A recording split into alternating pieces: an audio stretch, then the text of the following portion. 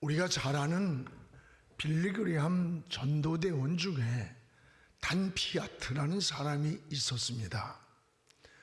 오늘날 한 부자를 이 전도대원 속에서 만났습니다. 그 부자는 그리스도인이 아니었습니다. 피아트는 부자의 사무실을 찾아가서 그와 그리스도에 관한 이야기를 나누기로 했습니다. 그런데 부자가 중요한 오늘 비즈니스 때문에 다음으로 대화를 하자고 미루었습니다. 저도 그리스도에 관한 이야기를 나누고 싶지만 지금은 아닙니다.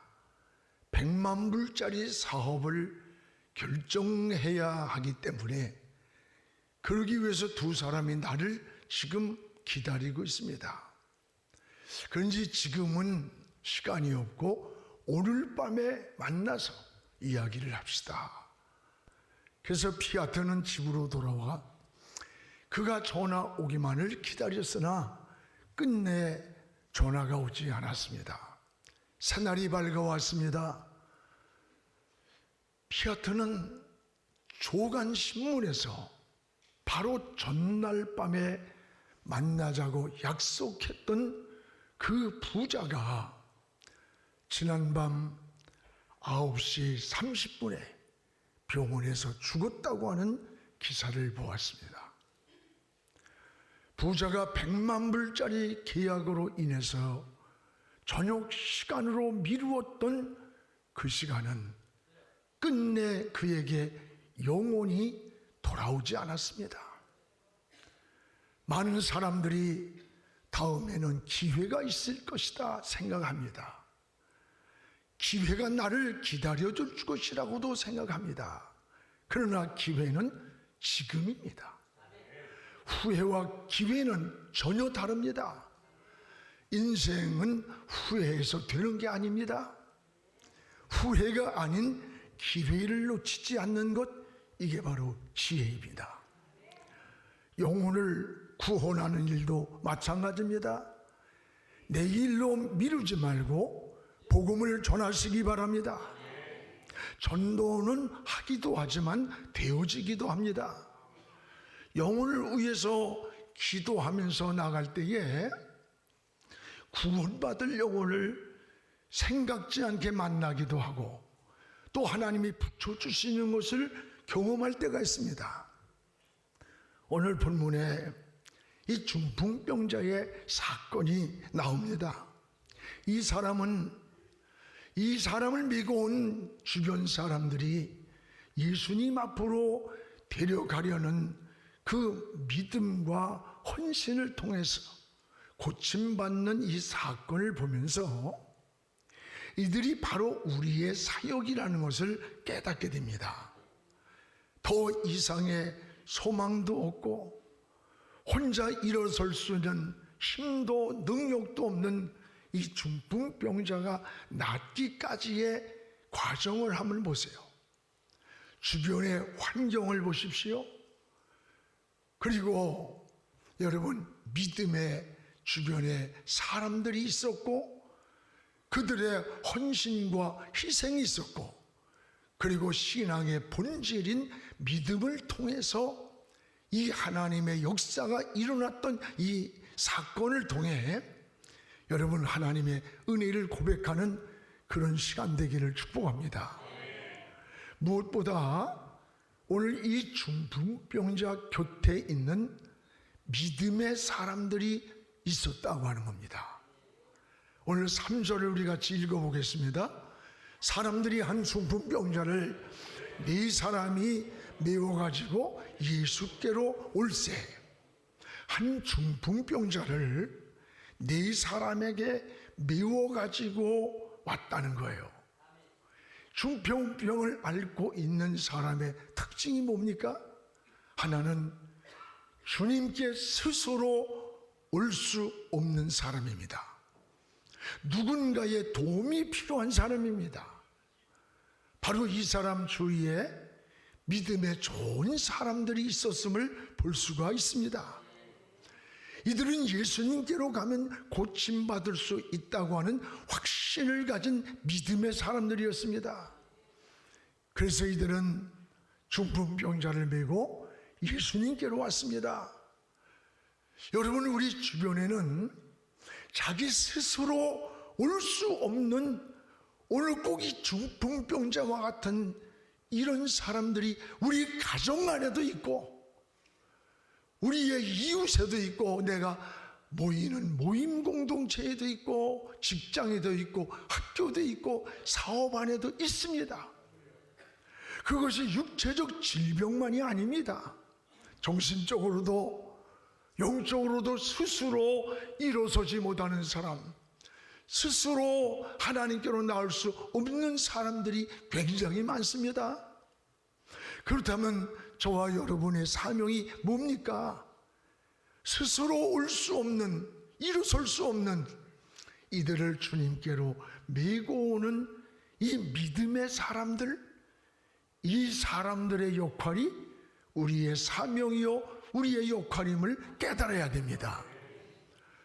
오늘 이 중풍병자를 메고 주님께 온 4명은 성경에는 가족인지 친구인지 친척인지 말씀하지 않습니다. 그러나 분명한 한 가지는 이들이 믿음의 사람이었다는 사실입니다. 그래서 주님 앞에만 가면 고칠 수 있다라고 하는 믿음입니다. 그래서 오늘 4절에 보면 이들은 주님 앞으로 왔는데 너무 많은 사람들이 밀려 있었어요. 들어갈 수가 없으니까 그들은 주님 앞에만 가면 해결할 수 있다는 이 믿음 때문에 지붕을 뚫고 주님 앞에 그 중풍병자를 달아내렸습니다. 5절에는 주님은 이들을 보시고 이들의 믿음을 보시고 뭘 보시고? 믿음을 보시고 고쳐주셨습니다. 주님 앞으로 메고 온 이 4사람이 바로 저와 여러분이 되기를 축복합니다. 오늘 문제를 만나거나 주변에 문제가 있을 때 그 문제를 여러분이 해결할 것이라는 그런 생각을 하지 마십시오. 오늘 여러분 주님이 해결하신다고 하는 걸 믿어야 돼요. 그래서 주님 앞에 데려오는 것이 저와 여러분이 해야 할 역할입니다. 성경에는 주님이 하시는 역할과 저와 여러분이 하는 역할이 달라요. 주님은 어느 날 죽은 나사로의 무덤가를 찾아갔습니다. 죽은 지 3일이나 되었어요. 그런데 돌문을 열라는 거예요. 여러분, 죽은 자를 살리시는 분이 왜 돌문을 열라고 그랬을까? 그까지가 한번 바람만 후 불어도 죽은 자를 살리는데 돌문이 안 열리겠어요? 여기에 돌문을 열라는 이 말씀 속에 진리가 있습니다.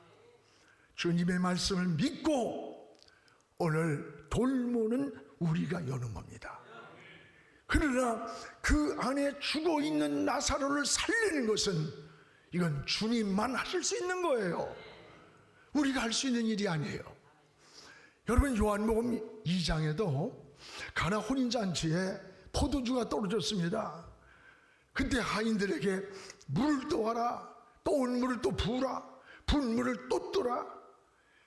우리 같았으면 어땠을까요?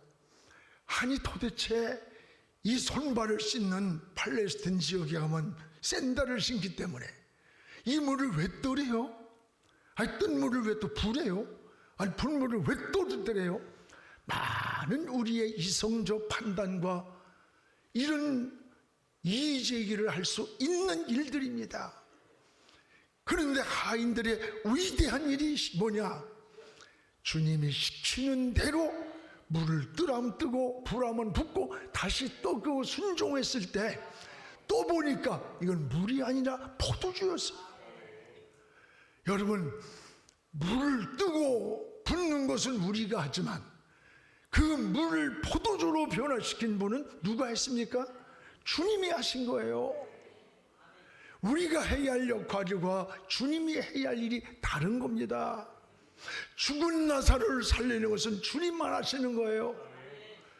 저 물을 포도주로 변화시킨 것은 주님만이 하시는 일이에요. 우리는 주의 말씀을 믿고 순종하며 따를 때 거기에 변화가 일어났던 거예요. 오늘 문제를 만나거나 여러분 주변에 문제가 있을 때 그 문제를 여러분이 해결하는 거 아니에요? 누가 해결합니까? 주님이 해결하는 거예요. 우리의 역할은 예수님 앞으로 데리고 오는 게 우리가 하는 역할이에요. 오늘 중풍병자를 주님 앞에 메고 왔을 때 그걸 고쳐주신 분은 주님이셨어요. 그러면 중풍병자를 메고 온 이들이 누굽니까? 전도자들이에요. 바로 저와 여러분이 돼야 되는 겁니다. 때는 여러분 전도하다 보면 교회를 가고 싶지만은 가자고 하는 사람이 없어서 혼자 오지 못했다는 그런 분들이 종종 많이 있습니다. 우리가 전도해야 할 이유가 여기에 있습니다. 전에 일가족을 살해한 고재봉 사건을 기억할 겁니다. 그는 군에서 상관에게 굉장한 모욕을 듣고 분노해서 그 상관을 도끼를 가져와서 온 가족을 다 죽였습니다. 그런데 마침 그 상관은 이미 이사를 가고 다른 사람이 들어와 있었어요.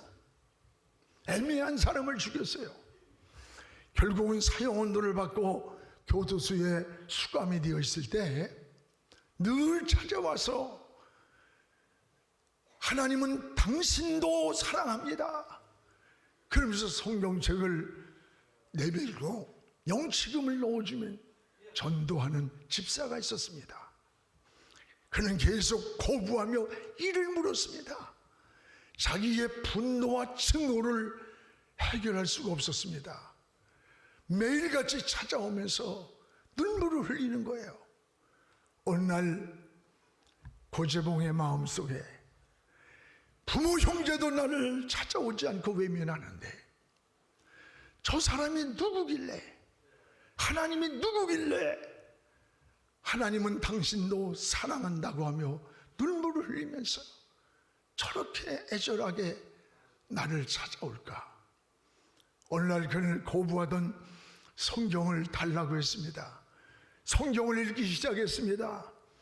근데 요한복음 3장 16절 하나님이 세상을 이처럼 사랑하사 독생자를 주셨으니 이를 믿는 자마다 구원을 얻는다는 이 말씀을 읽는 순간에 가슴에 비수처럼 말씀이 들어왔어요. 그는 매일같이 성경을 읽기 시작했습니다. 주님을 영접하고 세례를 받았어요. 그리고 수많은 죄수들을 교도소 안에서 전도를 하고 사형장의 이슬로 사라졌습니다. 그가 죽기 전에 한 고백입니다. 내가 어렸을 때 우리 시골 동네에도 교회가 있었는데 하나님의 사랑을 전해주는 사람이 없었습니다. 예수님 믿으라고 하는 하나님의 사랑을 일찍 전해주었다면 저는 예수 믿고 오늘 이런 사형수가 되지는 않았을 겁니다. 그렇습니다. 여러분, 우리 주변에는 혼자 스스로 오지 못하는 그런 사람들이 많이 있습니다. 성도들 중에도 문제를 가지고 혼자 힘들어하고 절망하고 좌절하는 사람이 얼마나 많아요. 우리 중에 누군가가 힘들고 고통스러워할 때 그들과 함께 해줄 수 있는 오늘 혼자 올 수 없는 이 사람을 메겨온 믿음의 좋은 친구가 필요한 거예요. 그래서 세상에 사는 동안에는 두 종류의 사람이 필요합니다. 하나는 여러분 내가 누군가 도움이 필요한 자에게 좋은 친구가 되어주는 거예요. 내가 누군가 나의 도움이 필요한 그 사람에게 믿음의 좋은 친구가 되어주는 거고, 또 하나는 여러분이 힘들고 어렵고 절망적이고 앞이 막혔을 때 나와 함께할 믿음의 친구가 있어야 되는 거예요. 여러분, 이런 관계가 돼 있습니까? 정말 다윗과 요나단처럼 내가 지금 건강하고 편안하고 즐거울 때야 누군들 좋은 친구가 없겠어요? 정말 병들고 실패하고 내게서 모든 것이 떠나갔을 그때에 나와 함께 할 수 있는 그런 친구가 있어요? 기억납니까? 중풍병자를 메고 예수님께로 온 이 믿음의 내 친구가 바로 저와 여러분이 되기를 주의 이름으로 축복합니다. 이게 진정한 사랑이에요. 이게 진정한 복음이에요. 또한 이들은 따라합시다. 장애물을 두려워하지 않았다. 오늘 4절 본문을 우리 같이 읽겠습니다. 무리들 때문에 예수께 데려갈 수 없으므로 그 계신 곳에 지붕을 뜯어 구멍을 내고 중풍병자가 누운 상을 달아내리니, 오늘 여러분 여기에 오늘 무리 때문에 데려갈 수 없으므로, 너무 많은 무리가 주님 앞에 있기 때문에 주님 앞으로 이 사람을 데려가면 해결할 텐데 데려갈 수가 없는 장애물을 만난 겁니다. 오늘 이런 장애물 앞에서 병자를 데려온 사람들은 어떻게 반응을 했느냐? 지붕을 올라가서 뜯어내고 구멍을 냈다 그랬어요. 중풍병자를 메고 온 사람들은 장애물을 두려워하지 않았어요. 주님 앞에 가면 해결할 수 있다는 이 믿음의 확신 때문입니다. 그래서 그들은 올라가서 지붕을 뜯어서 구멍을 내고 달아내렸어요. 우리가 살아가는 데에는 확신이 중요한 거예요. 믿음의 확신, 구원의 확신, 기도하면 하나님 내 기도를 들어주신다는 믿음의 확신, 하나님이 나와 함께 하신다는 확신입니다. 확신이 있을 때 이런 장애물을 뛰어넘게 되고 두려워하지 않는 거예요. 세상 사는데 꼭 세상이 평탄한 길만 있는 거 절대 아닙니다. 따라봐요. 바람은 언제나 불어온다. 인생의 바람은 언제나 불어오는 거예요. 사공이 파도를 무서워하면 좋은 사공이 될 수가 없습니다. 제가 지난번에 제주도에서 이렇게 택시를 타고 공항으로 나오는데, 제주도에는 여름이 되고 그러면 태풍이 몇 번 무섭게 몰아쳐요. 한 번 8월 달에 있는데 그 컨벤션 앞에 가로수가 그냥 다 넘어지고 굉장해요. 천지개벽이 되는 것 같아. 아이고, 이런 데를 여름에 어떻게 살아요? 그랬더니 우리는 까딱도 안 해요. 그러면 하는 말이, 저렇게 태풍이 1년에 몇 번 지나가야 바닷속까지 뒤집어 엎어서 바닷물이 썩지 않는 데입니다. 살아난다는 거예요. 이스라엘 백성들이 애굽을 떠나 가나안까지 가는 그 길을 보십시오. 수많은 장애물이 그 앞에 있어요. 애굽에서 나와서 광야로 들어섰을 때 홍해를 만납니다. 여리고를 만나고 요단을 건너야 하는 이 장애물을 지나야 가나안 땅에 들어가게 되는 거예요. 우리가 살아가는 인생의 노종기도 이 광야길과 똑같은 거예요. 이럴 때 우리는 어떻게 해야 됩니까? 환경만 바라보지 말고 조건만 생각하면 이 가나안 땅을 들어갈 수가 없어요. 하나님을 바라보시기를 축복합니다. 하나님을 바라보는 거예요. 하나님을 바라볼 때 이 광야에서도 구름기둥 불기둥이 떠올랐습니다. 홍해가 갈라져 육지처럼 건너게 하셨고, 여리고성을 무너뜨릴 때 망치 소리 한 번 내지 않고 무너뜨린 거예요. 여러분, 요단강을 건널 때 제사장들에게 우기철입니다. 물이 철철 흐르는데 법궤를 메고 건 들어가라는 거예요. 아이고 가다가 넘어지면 어떡해요? 법궤를 넘어뜨리면 그건 즉사입니다. 그런데 하나님 말씀을 믿고 제사장들이 앞에 서고 백성들이 줄 서고 요단강을 내디딜 때 위에서 흐르던 물이 그쳤더라 그랬습니다. 흐르는 물이 멈추게 하셨어요. 가나안 땅을 들어가게 한 거예요. 수없는 장애물 앞에서 하나님만 바라보고 믿음으로 가면 누가 책임집니까? 하나님이 책임을 지시는 거예요. 이게 바로 믿음이요 신앙의 삶임을 깨닫기를 축복합니다. 오늘 중풍뼈를 메고 주님 앞에 온 이들은 주님 앞에만 가면 고칠 수 있다는 믿음이 있었습니다. 그런데 장애물이 있었습니다. 너무 많은 사람들이 있었고 뚫고 들어갈 길이 없을 때 올라가서 지붕이라도 뚫었다는 거예요. 난 설교 준비하면서 그렇다, 지붕이 아니라 세상 벽이라도 한마로 쳐서라도 깔아, 지붕이라도 뚫으라는 거예요. 오늘 우리도 이런 믿음이 필요한 거예요. 여러분 장애물을 만날 때 낙심합니까? 절망합니까? 포기합니까? 믿음이 있다면 지붕이라도 뚫고 문제를 주님 앞에 내려놓기를 축복합니다. 장애물을 두려워하지 않기를 바랍니다. 여기에 또 하나, 주님은 이들에 따라요 믿음을 보시고, 뭘 보시고? 믿음을 보시고 문제를 해결해 주셨어요. 오늘 본문 5절을 우리 함께 읽겠습니다. 예수께서 그들의 믿음을 보시고 중풍병자에게 이르시되 작은 자야 내 죄사함을 받았느니라.